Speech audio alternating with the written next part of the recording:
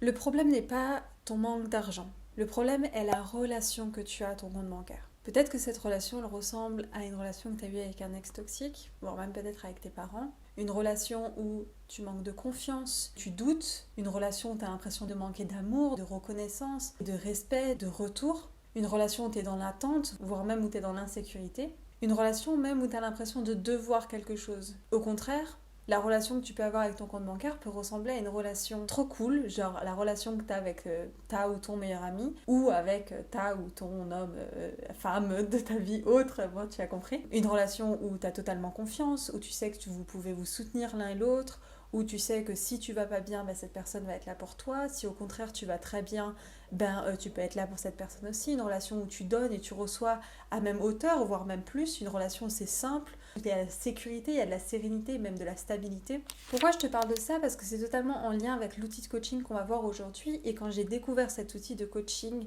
sur la relation à l'abondance, au-delà même de la relation juste avec l'argent et mon compte bancaire, c'est l'abondance de manière générale, ça m'a permis de faire un gap total dans ma relation à l'abondance. Qu'est-ce que ça veut dire relation à l'abondance? C'est évidemment le nombre de zéros qu'il y a sur ton compte bancaire avec un chiffre devant, je précise. Ou ça peut être aussi la relation que tu as avec l'abondance. Une certaine confiance, une certaine certitude, un truc où tu sens que tu vibres différent. Quand j'ai découvert cet outil de coaching, ça m'a vraiment fait un gap. Je dis que j'ai découvert cet outil de coaching, je l'ai pas lu quelque part. C'est quand c'est arrivé à mon cerveau, on va dire. Ça m'a vraiment aidé à faire un bond et c'est ce qu'on va voir aujourd'hui ensemble, tout en sachant que c'est pas la première vidéo de la série outils de coaching que je fais, que j'ai toute une playlist entière sur les outils de coaching. Si c'est le type de vidéo qui te plaît, je t'invite à directement t'abonner à la chaîne coaching. Ça me ferait trop plaisir qu'on atteigne les 1000 abonnés, surtout si tu aimes ce type de vidéo et ces outils de coaching. Je te rappelle quand même qui je suis, donc je m'appelle toujours Déborah Campaya.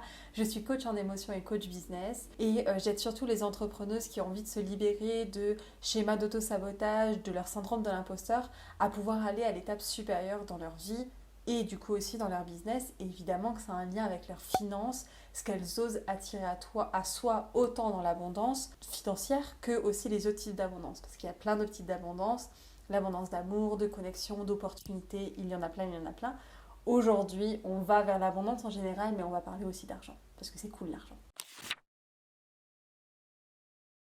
Cet outil il se base sur une chose, c'est d'arrêter de voir l'argent comme quelque chose d'immatériel. C'est pas vrai. L'argent, c'est une relation. C'est la relation que tu as à l'argent qui va être importante. La relation que tu as avec ton compte bancaire, même plus précisément. Et ça peut être soit une relation d'abondance ou soit une relation de manque. Tu penses que tu vibres lequel le plus? Est-ce que tu penses que tu as une relation de manque?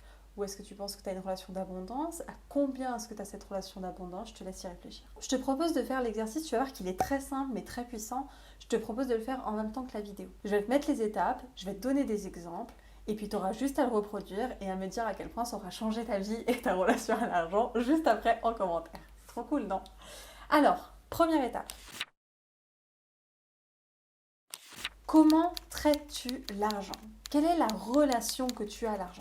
Est-ce que c'est par exemple une relation où tu sens qu'il te manipule, où tu as l'impression que l'argent, il décide? Est-ce que tu as l'impression que la relation que tu as à l'argent, c'est une relation sur laquelle tu n'as pas de stabilité, tu n'as pas de sécurité? Est-ce que la façon dont tu traites ton compte bancaire comme j'ai pas trop envie d'aller le voir, quand je vais le voir je suis plutôt anxieux, j'ai de l'angoisse, je me dis mais quelle surprise va encore m'arriver? Mon compte bancaire je fais pas grand chose pour lui, j'espère juste qu'il va me laisser assez d'argent pour payer ce que j'ai à payer. Maintenant ça je t'ai donné des exemples de manque, mais ça peut aussi marcher si tu es déjà dans l'abondance et que tu veux vibrer encore plus haut. Est-ce que tu as l'impression que tu es dans l'abondance que dans la façon quand tu reçois de l'argent? Mais comment tu le traites? Quelle est la relation que vous avez quand il décide de partir, quand il décide d'être investi, quand il décide de faire des petites vacances? Est-ce que tu lui en veux? Est-ce que tu lui fais confiance sur le fait qu'il revienne?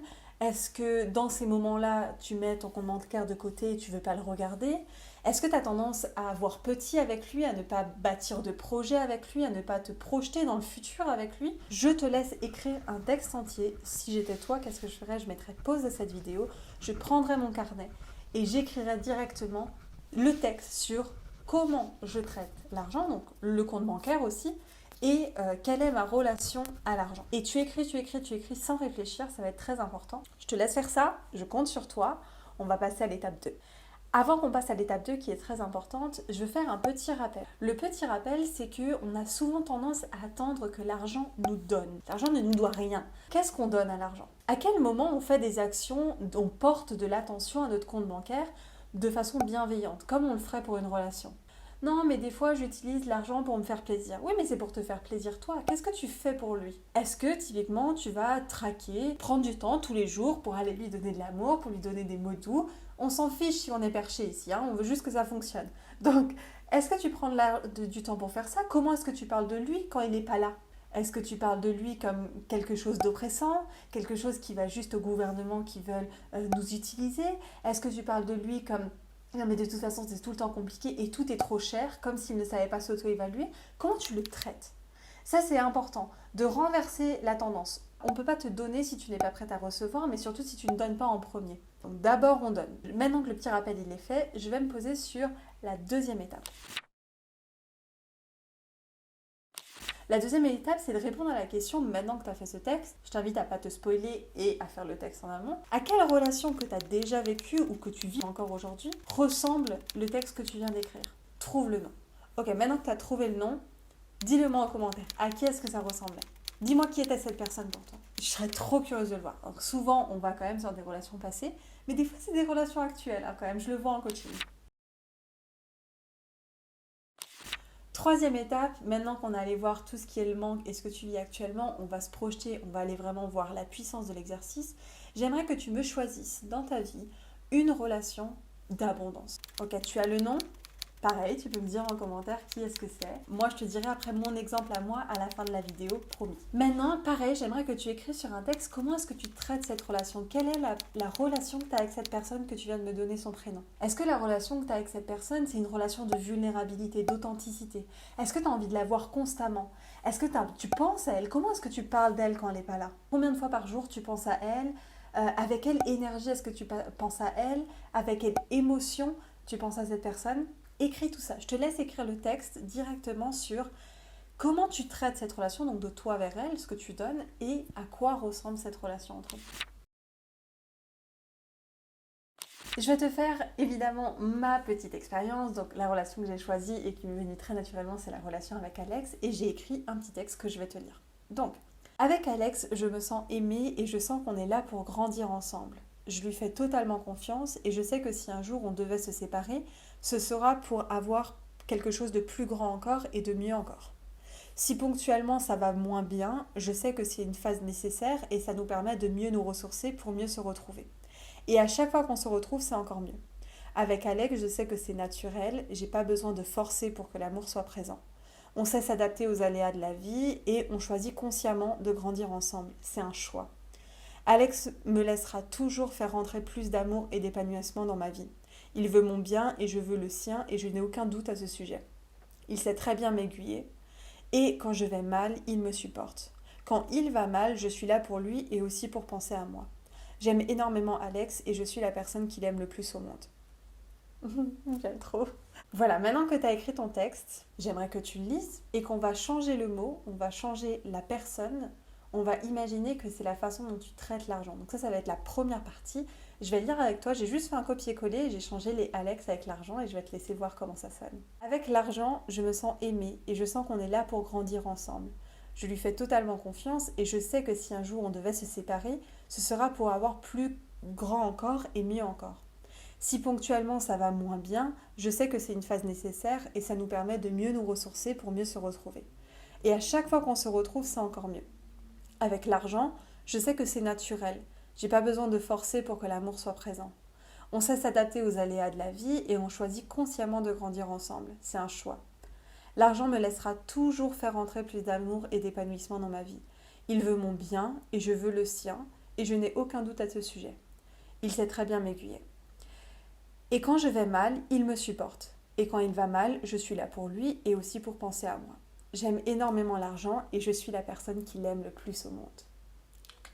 Ça, c'est la première partie, c'est d'écrire ce texte et de réellement le lire pendant un mois entier si tu veux. C'est la partie affirmation et surtout tu verras que ça vibre différemment parce que c'est des mots que tu n'auras jamais posés dans ta relation avec l'argent et ça donne toute une dimension différente. Maintenant, ce qui va être intéressant dans cette partie 5, c'est les actions concrètes que tu peux mettre en place avec ça. Je vais te donner un exemple.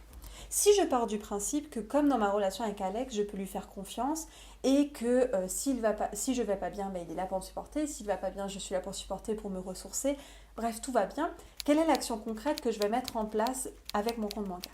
Alex, je vis avec lui, je le vois quotidiennement, j'aime le voir, on est dans 2 pièces séparées, mais j'ai envie de le voir plusieurs fois dans la journée et à chaque fois que je le vois, peu importe dans l'état d'esprit où il est, je sais que je suis contente d'aller le voir. Donc moi, concrètement, quand je vais ouvrir mon compte bancaire, je m'imagine que c'est comme si j'allais voir Alex. Parce qu'en fait, je vais voir la même énergie, je vais aller voir l'argent finalement. Et je le vois avec, peu importe si tu as de l'argent en plus ou en moins, c'est pas grave, je t'aime tellement.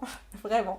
Donc j'y vais avec cette énergie, c'est ça qui est important. Aussi, ça va être la même chose quand il va y avoir de l'argent. Quand je vais avoir de l'argent en plus, c'est comme si Alex me donnait de l'amour en plus. Ben, je vais juste en profiter, clairement. Je vais être contente, je vais vouloir lui en donner plus, je vais vouloir travailler pour lui, je vais vouloir lui donner de l'attention, le remercier et je le fais concrètement. Hein. C'est-à-dire que j'ai mon compte bancaire en face de moi et je lui dis « Oh merci, t'es trop chou, nanana ». Là où ça a été encore plus puissant pour moi, c'était dans la façon d'investir, de dépenser de l'argent ou même d'en perdre pour des choses que j'aime pas. Genre typiquement payer des taxes, c'est pas ce que je préfère au monde. Je préfère investir mon argent dans autre chose.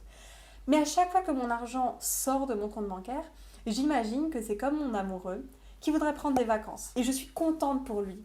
Va prendre des vacances, va te libérer l'esprit, t'en as besoin, prends du temps pour te ressourcer, je veux le mieux pour lui comme je veux le mieux pour l'argent. Et vu que je le traite comme ça, je sais que quand il va revenir génial, bronzé, il va revenir même peut-être des fois avec des amis en mode on fait la fête et il y a encore plus d'argent qu'avant. Et je n'ai aucun remords à laisser passer l'argent en fait.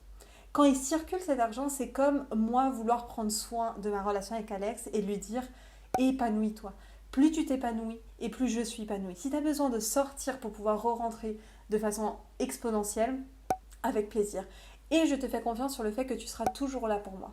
Donc même si tu n'es pas là, comme je l'ai dit dans ma phrase, c'est une phase nécessaire et ça permet de mieux nous ressourcer pour mieux se retrouver. Donc il n'y a même pas cette idée de perte, ça ne peut pas exister. Il reviendra de toute façon toujours. Et comme je le dis, si un jour on devait se quitter, ben je sais que c'est pour de voir des choses encore plus grandes et encore mieux. Donc dans l'argent, si à un moment donné j'ai l'impression qu'il n'est plus là, ben je sais qu'au final ce sera pour avoir quelque chose d'encore mieux et encore plus grand. Peut-être que je ne sais pas encore quoi, comme je ne sais pas la relation que j'aurai après Alex, c'est pas grave. Va poser des actions concrètes en lien avec ce texte.